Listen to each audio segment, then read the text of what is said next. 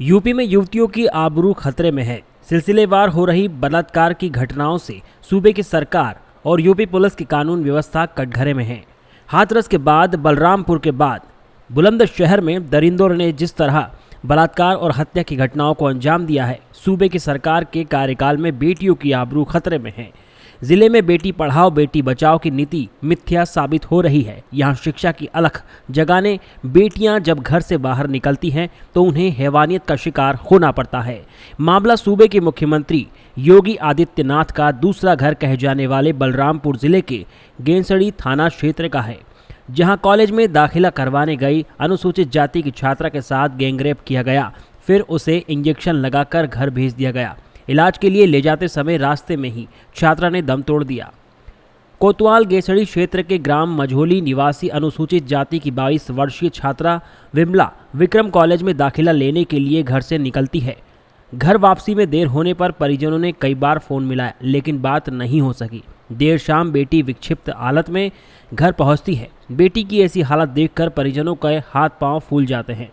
छात्रा के हाथ में वीगो लगा होता है। घर पहुंचकर बेटी मां से पेट में जलन होने की बात कहती है। हालत गंभीर देखकर परिजन उसे इलाज के लिए ले जाते हैं, लेकिन अस्पताल पहुंचने से पहले ही पीड़िता दम तोड़ देती है। पीड़िता का आरोप है कि उसकी बेटी को अगवा कर उसके साथ सामूहिक दुराचार किया गया है। छात्रा की मां बताती है कि जब बेटी घर पहुंची तो वह चलने की स्थिति में नहीं थी। उन्होंने कहा कि पोल खुलने के डर से हैवानों ने जहर का इंजेक्शन देकर बेटी को मार दिया। बाइट सामूहिक दुराचार की सूचना मिलते ही पुलिस सख्ते में आ जाती है। मौके पर पहुंचे पुलिस अधिकारियों ने शव को कब्जे में लेकर पोस्टमार्टम के लिए भेज दिया।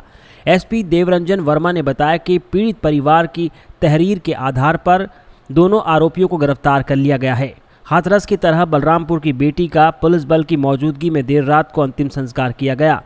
वहीं देर रात में बसपा नेत्री जेबा रिजवान ने पीड़ित परिवार से मुलाकात की। जेबा ने पीड़ित परिवार को न्याय दिलवाने और हर संभव सहायता करने का विश्वास दिलाया। इस दौरान जेबा रिजवान ने घटना को दुर्भाग्यपूर्ण बताया। उन्होंने प्रदेश सरकार पर जमकर निशाना साधा। उन्होंने कहा कि संतान का दर्द वही समझ सकता है जिनकी संतानें होती हैं। बाइट लड़की सुबह 10 बजे बिमला विक्रम में एडमिशन कराने गई थी। एडमिशन कराने लौटने के समय 3-4 लड़के उसको हाथ दिए, जबरदस्ती गाड़ी में उसको बैठा लिए, के हाथ में इंजेक्शन लगाए, उसको ले गए, उसके अपने रूम पे ले गए, उसके साथ गैंगरेप किए। हमारे बच्ची का पैर तोड़ दिए, कमर तोड़ दिए। हमारी बच्ची एकदम अपंग हो गई थी। हमारी बच्ची को रिक्शा वाला लाया, लाद के बिठा के मेरे घर पे भेज दिए। हाँ, हमारे बच्ची की रिक्शा बैठा के हमारे घर पे भेज दिए। हमारे बच्ची के न बोलने भर का ताकत था, न उठने भर का ताकत था। मुँह से आवाज ही कुछ भी नहीं निकले कि मम्मी क्या हुआ क्या नहीं, बहुत पूछे, कुछ भी नहीं बोली। फिर 10 मिनट के बाद उसके पेट में जलन होने लगा। फिर कही मम्मी हम मर जाएंगे, हमारे पेट में बहुत जलन होती है। फिर ले गए हॉस्पिटल, संतोष डॉक्टर के हॉस्पिटल में ले गए।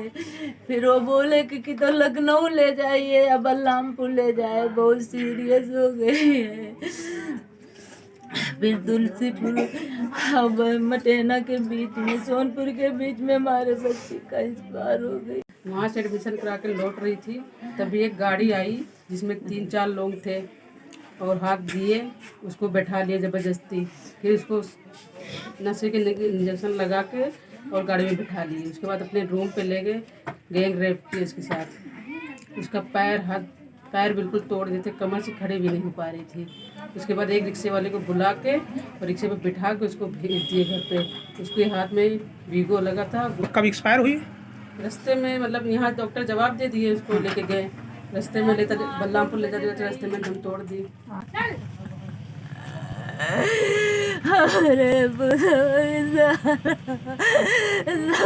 रामपुर के थाना गैसड़ी में कल एक तहरीर प्राप्त हुई, जिसमें एक लड़की के भाई ने तहरीर दी थी और उसने ये आरोप लगाया कि उसकी बहन के साथ में 2 अभियुक्त हैं, जिनका नाम दिया उसने शाहिद और साहिल। इन दोनों लोगों ने लड़की के साथ रेप किया और उसके बाद उस लड़की की जब तबीयत ज़्यादा ख़राब हुई उसको रिक्शे से उन लोगों ने घर भेज दिया। और परिजनों का ये कहना है कि जब हम लोग अस्पताल ले जा रहे थे लड़की को तो रास्ते में उसकी मृत्यु हो गई। तो पुलिस ने इसमें तत्काल कार्रवाई करते हुए इसके अंदर अभियोग इसमें पंजीकृत किया हत्या का और गैंगरेप का, और इसमें पुलिस ने आगे छानबीन की इसमें, और दोनों जो अभियुक्त इसमें थे शाहिद और साहिल, उनको पुलिस ने गिरफ्तार कर लिया और इसके बाद उन लोगों को आज जेल भेजा जा रहा है। इसके साथ ही कुछ मीडिया चैनल्स में ऐसी खबर चल रही थी कि जिसमें बताया जा रहा था कि जो पीड़िता है उसके हाथ पैर और कमर तोड़ दिए गए थे, तो ऐसा पोस्टमार्टम में कोई भी पुष्टि नहीं हुई है। इस संबंध में हम लोग आगे छानबीन कर रहे हैं, ऐसी कोई भी पुष्टि पोस्टमार्टम में नहीं हुई है। आज प्रातःकाल जिलाधिकारी बलरामपुर महोदय के साथ में हम और यहाँ पर तुलसीपुर में एक देवीपाटन मंदिर है, वहाँ के महाराज जी के साथ में हम लोग पीड़ित परिवार के घर पे गए, उनके परिजनों से बात की। उनके परिजनों को पुलिस ने जितनी भी कार्रवाई की है उससे अवगत कराया है कि जो दो इसमें अभियुक्त थे शाहिद और साहिल, उनको पुलिस ने तत्काल गिरफ्तार कर लिया है, उनको जेल भेजा जा रहा है। इसके साथ इसमें हम लोग बहुत ही सघनता से, बहुत ही गहराई से इसमें छानबीन करवाएंगे और इस केस को हम लोग अच्छे से प्रोसिक्यूशन पैरवी करवा करके इसमें जो मुलजिम हैं, जो दोषी हैं, उनको हम लोग सज़ा करवाएंगे।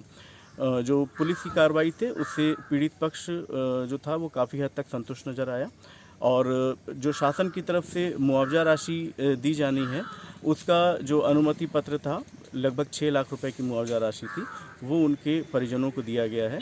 और आज दोपहर तक परिजन जो मृतका की माता हैं उनके अकाउंट में वो मुआवजा राशि आ जाएगी। शेष जो विधिक प्रक्रिया है उसको हम लोग शीघ्र निस्तारित करवा करके आगे जो उनको मुआवजा मिलना है वो भी दिलवाएंगे।